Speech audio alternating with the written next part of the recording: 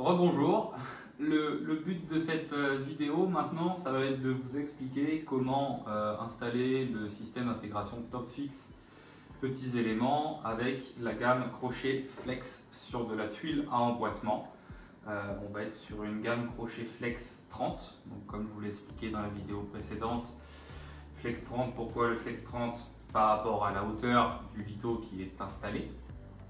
Et maintenant, les étapes cruciales pour bien installer votre système d'intégration. Du coup, comme je vous ai fait le rappel tout à l'heure, mais voici en un peu plus zoomé, voici ce que c'est qu'un chevron. Donc comme je vous l'ai dit, ça part du fêtage et ça va vers votre égout. C'est ce qui tient vos litos. Le lito, c'est ce qui tient vos tuiles. Pour avoir le jargon technique de comment est constituée une charpente pour tuile. Donc, pour pouvoir installer correctement votre crochet, tout d'abord, le premier point, ça va être, en premier lieu, c'est de sélectionner un crochet à la bonne hauteur de vos litos. Donc là, on est sur un lito, on va dire, de 27 mm. Du coup, on est venu sélectionner le Flex 30. Premier point à faire, ça va être déjà de détuiler aux endroits où vous désirez installer vos crochets et ensuite de venir régler la hauteur de sortie de cintre pour que on conserve 6 mm sous le cintre. C'est-à-dire qu'il ne faut pas que le crochet il appuie sur la tuile parce que le risque c'est de casser votre tuile. Pour avoir un bon passage de cintre, il va falloir meuler les ergots d'emboîtement ici. Donc soit vous meulez en direct avec un disque diamant, ou alors, pour dégrossir le plus gros, vous venez avec une tenaille juste sur la largeur, dégrossir le plus gros, puis vous venez finir à la meuleuse. Une fois que vous avez fini ça, donc ça veut dire que vous avez une continuité de planéité, vous n'avez plus cet ergot ici. Votre cintre il pourra s'apposer correctement. Deuxième point, on vient venir fixer notre crochet, donc via les trous, on va pouvoir désaxer d'un côté ou de l'autre le crochet selon comment est-ce que celui-ci va tomber par rapport au chevron. Une fois qu'on a fait ça, on va pouvoir régler via le pas de vis qui est présent sur ce même crochet, régler la hauteur de sortie pour pas à nouveau que ça vienne appuyer sur la tuile. On vient visser notre crochet. On vient sur la tuile supérieure au même endroit. On vient meuler également l'ergot d'emboîtement pour ne pas avoir le crochet qui appuie et qui génère une hauteur supplémentaire sur la tuile. Et une fois qu'on a fait tout ça, on a juste à retuiler. Voilà.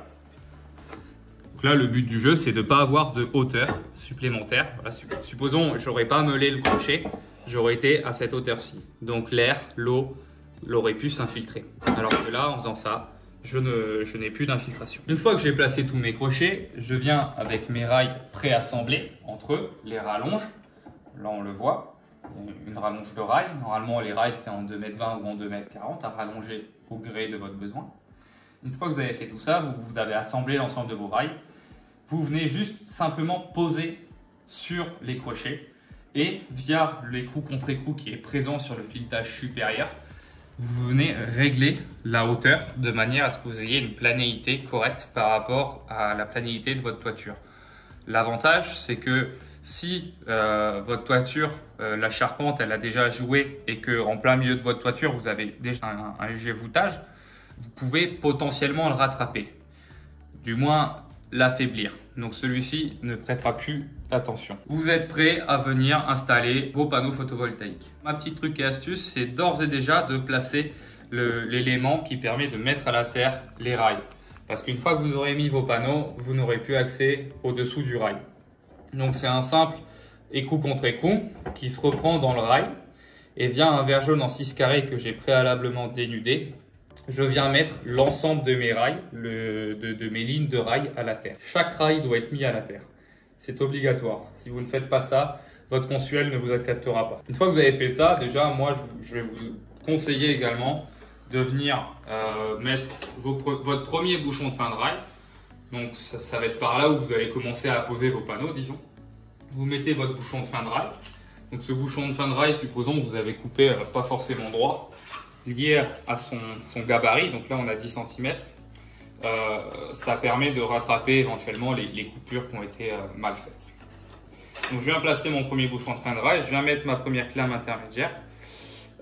Donc c'est un simple quart de tour, je le mets tout simplement dans le rail et je tourne sur lui-même. Je viens le placer assez proche du bouchon de frein de rail, mais pas en dehors de celui-ci, c'est-à-dire que la clame, on n'a pas le droit de mettre la clame comme ça, sinon l'appui il se fera dans le vide et à la tenue on ne sera pas bon. Donc je viens le mettre quasi à fleur de la fin du bouchon de frein de rail. Je viens de mettre ma première clame. Je vais venir mettre mon panneau que j'ai préalablement câblé. Bon, c'est un panneau de démo, hein, mais sur le principe, c'est ce qu'il faut faire. Hop, je maintiens. Dans l'idée, celle-ci, je peux déjà la serrer. Une fois que celle-ci est serrée, je peux commencer à venir juste poser ma clame intermédiaire. Je vais même la serrer. Donc j'ai placé mon module. Bien sûr, je peux, lié à la forme du rail, c'est accepté de venir faire courir les câbles à l'intérieur du profilé. Justement, ça a été développé pour. Attention, il ne faut pas que vos connecteurs ils appuient sur votre étanchéité parce que sinon ils vont prendre l'eau. Et du coup, vous allez avoir des soucis d'isolation sur votre centrale. Donc c'est pas, votre centrale va s'arrêter pour rien.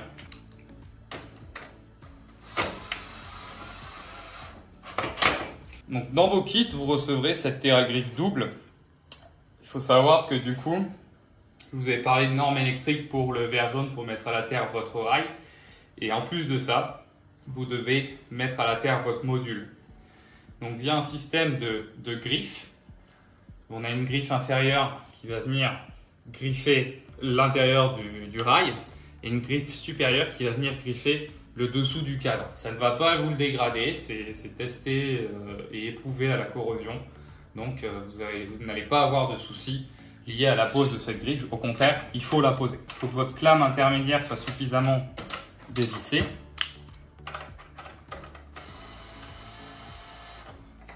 Dans l'idée, il faut venir soulever légèrement votre module. Vous venez placer votre clame intermédiaire approximativement à l'endroit où il faut qu'elle soit présente. Et vous venez glisser également en même temps, en parallèle, votre griffe intermédiaire. Et ensuite, je viens mettre mon autre module. Une fois que j'ai mis mon autre module, je viens serrer ma clame intermédiaire. Donc là, c'est un peu difficile parce que comme je n'ai pas l'autre module, ma clame intermédiaire, elle a tendance à venir comme ça. Donc forcément, parce qu'elle n'appuie pas sur deux surfaces planes. Néanmoins, le but du jeu, c'est ici de ne pas avoir d'écart, justement pour avoir un champ homogène et propre. Une fois que vous avez fini l'ensemble de votre champ, vous avez juste à finir via la clame de fin. Vous venez glisser votre bouchon de fin de rail. Votre centrale est posée. Vous n'avez plus qu'à faire vos raccordements électriques sur votre onduleur. Si vous vous posez la question, quels sont les avantages de la gamme Flex? Il va être en quelques points que je vais vous lister. Premier point, lié au nombre de trous qui sont présents sur la platine, vous pouvez tout simplement décaler par rapport à votre chevron. Vous pouvez le décaler aussi bien à gauche qu'à droite pour avoir une sortie par rapport à votre tuile en adéquation avec la position de votre chevron. Premier point. Deuxième point, l'ensemble des réglages de la pose du crochet vont se faire sans outils. Ce sera simplement des filetages, comme on peut le voir ici. Tout simplement faire tourner plus ou moins, faire un certain nombre de tours de manière à avoir nos fameux 6 mm que je vous ai présentés. Et dernier point, ce sera le réglage du filetage supérieur, de l'écrou contre écrou présent qui tiendra votre rail.